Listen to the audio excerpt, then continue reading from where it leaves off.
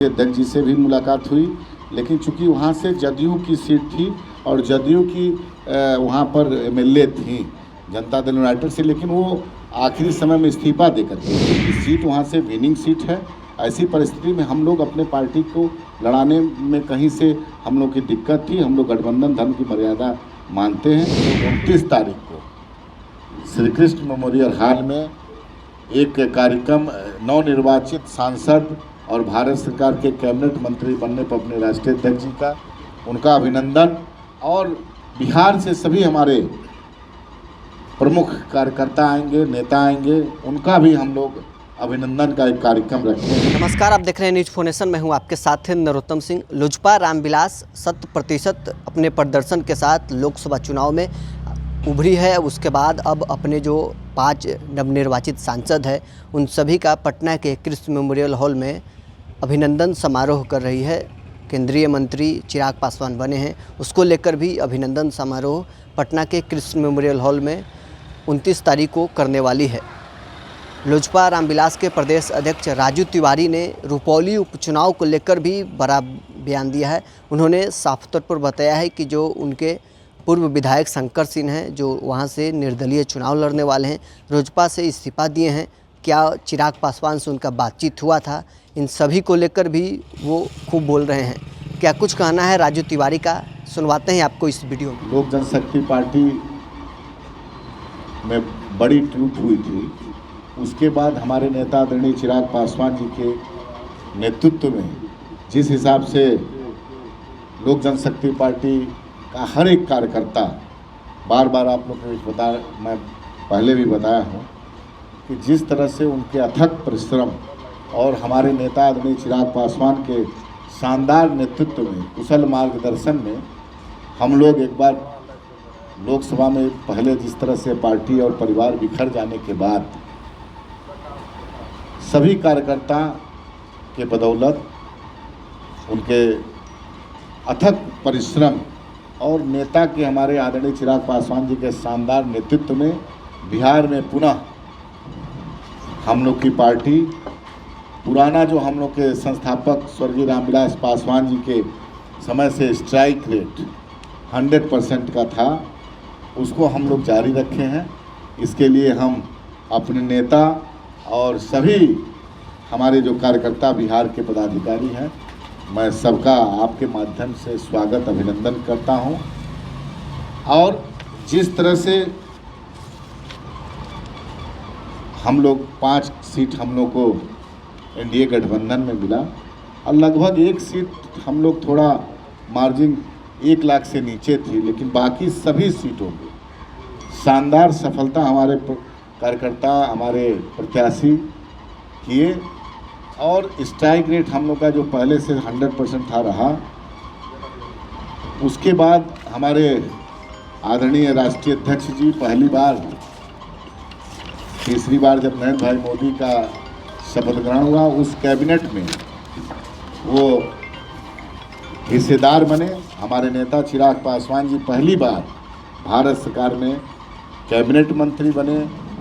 इसके लिए इसमें भी पार्टी में कल एक बैठक हम लोग किए थे, जिसमें सभी हमारे जिला अध्यक्ष और सभी प्रकोष्ठ के हमारे प्रदेश अध्यक्ष आए थे। और पार्टी में बहुत खुशी है और पार्टी में बड़ा उत्साह है कि कार्यकर्ताओं में। अब जैसा कि आप लोग को मालूम है कि आने वाले लगभग अगले साल विधानसभा का भी चुनाव है। कल एक बैठक हुई, इसमें हम लोग अपने सभी सांसदों को, अपने राष्ट्रीय अध्यक्ष जी को हम लोग 29 तारीख को श्री कृष्ण मेमोरियल हॉल में एक कार्यक्रम नवनिर्वाचित सांसद और भारत सरकार के कैबिनेट मंत्री बनने पर अपने राष्ट्रीय अध्यक्ष जी का उनका अभिनंदन, और बिहार से सभी हमारे प्रमुख कार्यकर्ता आएंगे, नेता आएंगे, उनका भी हम लोग अभिनंदन का एक कार्यक्रम रखे हैं। आप लोग के माध्यम से मैं बताना चाहता हूं, 29 तारीख को 11 बजे से श्री कृष्ण मेमोरियल हॉल में हम लोग रखे हैं। उसमें हमारे सभी आएंगे, सभी हमारे कार्यकर्ता आएंगे, हमारे नवनिर्वाचित सांसद आएंगे और हमारे राष्ट्रीय अध्यक्ष जी जो पहली बार भारत सरकार के कैबिनेट मंत्री बने हैं वो भी आएंगे। उनका स्वागत सम्मान समारोह होगा। और जिस हिसाब से अभी हम लोग गए थे दिल्ली, उसमें हमारे नेता ने स्पष्ट निर्देशित किया है कि अब विधानसभा का चुनाव की तैयारी, पार्टी टूटने के बाद आप लोगों को बता दूं, लगातार हमारे कार्यकर्ता हमारे नेता के नेतृत्व में काम कर रहे थे। और जिस तरह हम लोग अपनी 5 सीट पे लड़े थे, उसी तरह एनडीए की 40 सीट पे हमारे कार्यकर्ता बढ़ चढ़ के हिस्सेदारी लिए।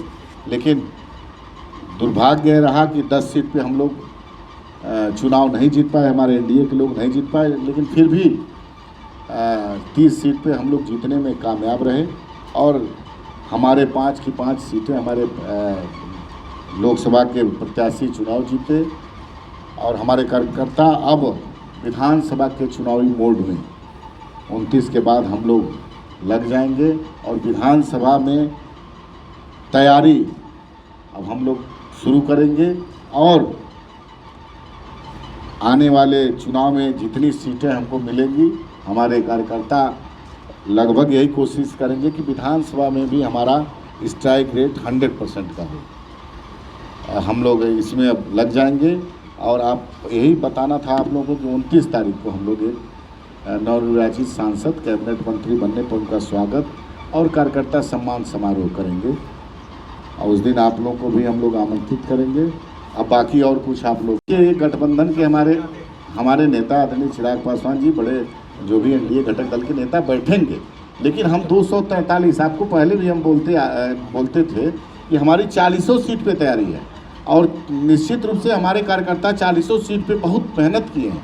इसी तरह से हम लोग 243 सभी विधानसभा में, आपको मैं बता दूं कि हमारा हर बूथ पे कार्यकर्ता है और हम लोग सभी सीटों पे तैयारी करेंगे। लेकिन गठबंधन में पार्टी का कुछ है, हम लोग का इनर कैबिनेट की बैठक होती है, हम लोग के प्रमुख साथियों की बैठक होती है और हम लोग चिन्हित करते हैं कि किस सीट पर हम लोग चुनाव की तैयारी अब शुरू करेंगे और किस सीट पे हम अपनी बात रखेंगे कि ये सीट हमको गठबंधन में मिलनी चाहिए। ये अंदर खाने की बात है। लेकिन हमारी तैयारी 243 पर उसी मजबूती के साथ है जैसा कि लोकसभा में था। नहीं, शंकर सिंह जी हमारे पार्टी के विधायक भी रहे हैं और हमको लगता है कि वो आए थे, राष्ट्रीय अध्यक्ष जी से भी मुलाकात हुई।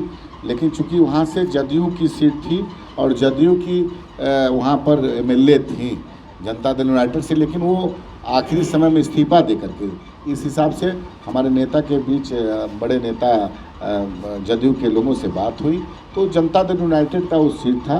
जनता दल यूनाइटेड वहाँ से चुनाव लड़ रहा है और उनको हम लोग नहीं लड़ा पाने में, मतलब गठबंधन धर्म की मर्यादा है एक। लेकिन उसके बाद उन्होंने त्यागपत्र दिया है और उन्होंने पद और सदस्यता से इस्तीफा दिया और चुनाव लड़ रहे हैं वो अपना। नहीं, बगावत नहीं कह सकते इसको। मान लीजिए वो चुनाव लड़ते आ रहे हैं और हमसे भी मिले थे, हमसे मिलने के बाद उनसे बात हुई। लेकिन जिस समय चुनाव लड़े थे उस समय हम लोग का गठबंधन जदयू के साथ नहीं था। आज जदयू के साथ गठबंधन है। ऐसी परिस्थिति में जदयू की सीट वहाँ से विनिंग सीट है। ऐसी परिस्थिति में हम लोग अपने पार्टी को लड़ाने में कहीं से हम लोग की दिक्कत थी। हम लोग गठबंधन धर्म की मर्यादा मानते हैं तो हम लोग नहीं लड़ाए। तो स्वतंत्र है, वो पार्टी से पत्र देने के बाद चुनाव लड़ रहे हैं अपना। वोट नहीं देंगे तो ये देखिए, ये अब उनका क्या है।